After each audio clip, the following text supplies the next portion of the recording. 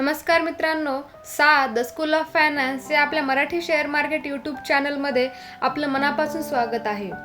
तर आज मी तुम्हाला RSI इंडिकेटर हे नेमकं कशा प्रकारे वापर करायचा आहे ते मी तुम्हाला आता समजून सांगणार आहे. तर मित्रांनो, सर्वात पहिले तुम्हाला ज्या पण स्टॉकमध्ये ट्रेड करायचा आहे किंवा ज्या पण तुम्हाला इंडेक्समध्ये ट्रेड करायचा आहे, तो स्टॉक किंवा तो इंडेक्स तुम्हाला या ठिकाणी ओपन करायचा आहे. मी इथे SBI चा चार्ट ओपन करत आहे. 1 मिनिट, चार्ट ओपनच होत आहे. मी फुल स्क्रीन करून घेते.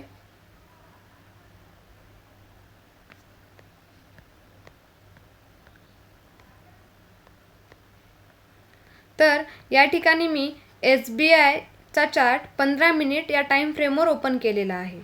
तर आता आपल्याला या ठिकाणी RSI इंडिकेटर इथे हे सर्च करायचं आहे. RSI सर्च केल्यानंतर इथे आपल्याला सर्वप्रथमच आपल्याला इथे दिसत आहे की रिलेटिव्ह स्ट्रेंथ इंडेक्स, याच्यावर आपल्याला इथे क्लिक करायचं आहे. म्हणजेच हे आपल्याला इथे ॲड करायचं आहे.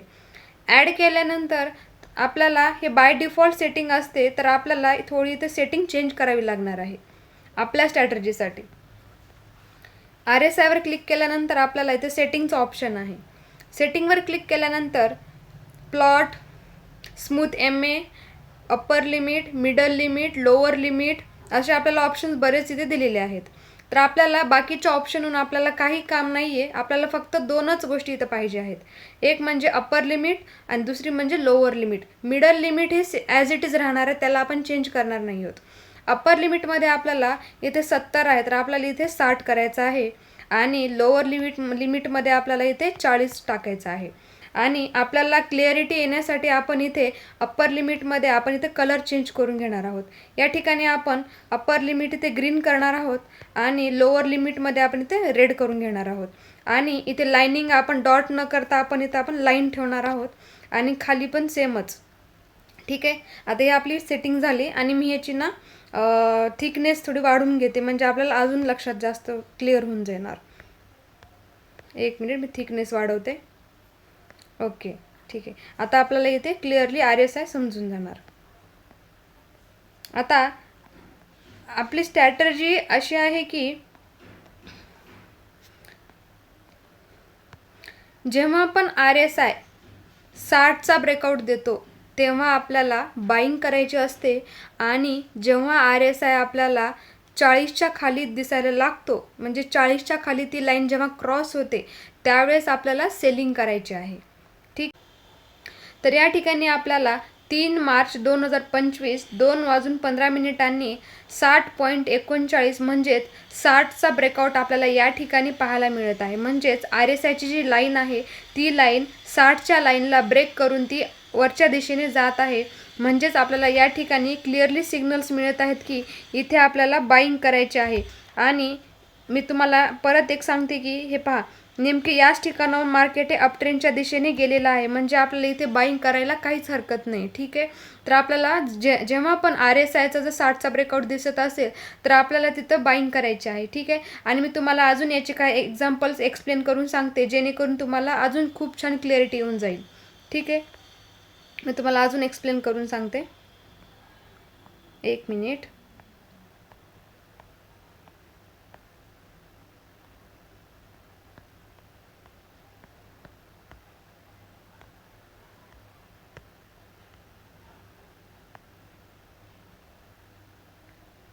तर या ठिकाणी पहा, आपल्याला 19 फेब्रुवारी 2025 9:15 64.96 म्हणजेच RSIची जी लाईन आहे ती 60ला क्रॉस करून गेलेली आहे. म्हणजेच आपल्याला या ठिकाणी देखील बाईंगची अपॉर्च्युनिटी मिळालेली आहे.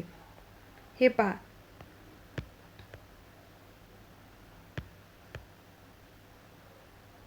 ठीक आहे. या ठिकाणी आपल्याला बाईंगची अपॉर्च्युनिटी मिळाली आहे. आणि मी तुम्हाला RSI इथे हायलाईट करून दाखवते. हे पहा, RSIने 60चा ब्रेकआउट आपल्याला दिलेला आहे. आणि तुम्ही पाहू शकता की या ठिकाणी किती छान आपल्याला प्रॉफिट बुकिंग केली असते जर आपण या ठिकाणी एंट्री केली असती तर. ठीक आहे. अजून तुम्हाला काही एक्झाम्पल मी या ठिकाणी दाखवते. खूप असे एक्झाम्पल आपल्याला मिळतील, कारण की RSI हे इंडिकेटर खूप छान आहे. याच्यामध्ये आपल्याला खूप छान ट्रेडिंग करता येते आणि प्रॉफिटेबल ट्रेडर बनता येते.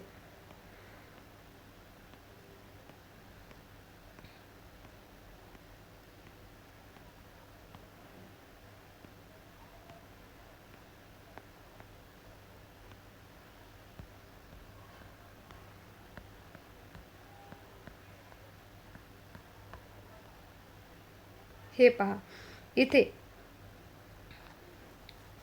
4 फेब्रुवारी 2025 9:15 66चा ब्रेकआउट आपल्याला या ठिकाणी पाहायला मिळत आहे. तर पहा मित्रांनो, या ठिकाणी तर आपल्याला किती छान अपॉर्च्युनिटी बाईंग साईडला मिळालेली आहे. हे पहा किती छान हे स्ट्रॅटर्जी वर्क करते. तर ठीक आहे, आणि मी तुम्हाला RSI देखील हायलाईट करून दाखवते. हे पहा आपल्याला RSIने ब्रेकआउट दिलेला आहे आणि आपल्याला खूप छान इथे ट्रेंड मिळालेला आहे. ठीक आहे, आता मी तुम्हाला सेलिंगचं सांगते. सेलिंग आपल्याला नेमकी कशा प्रकारे करायचं आहे RSIवर.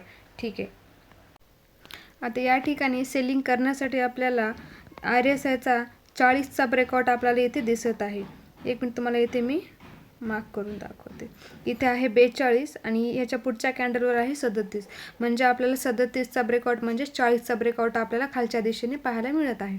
म्हणजे RSIची जी लाईन आहे ती 40ला ब्रेकआउट केलेली आहे. आणि जेव्हा 40ची जी लाईन ब्रेकआउट होते त्यावेळेस मार्केट हे डाऊन साईडला जाण्यास सुरुवात होते. तर हे पहा तुम्ही या ठिकाणी मार्केट हे किती डाऊन साईडला गेलेलं आहे. हे पहा टोटल मार्केट हे डाऊन साईडला आहे. ठीक आहे, तर आपल्याला 40च्या ब्रेकआउटला हे सेलिंग करायचे आहे आणि 60च्या ब्रेकआउटला आपल्याला इथे बाईंग करायचे आहे. तर या ठिकाणी परत इथे अजून तुम्हाला एक मी एक्झाम्पल देते. हे पहा इथे या ठिकाणी देखील एक मिनटं स्क्रीन मोठी करून दाखवते.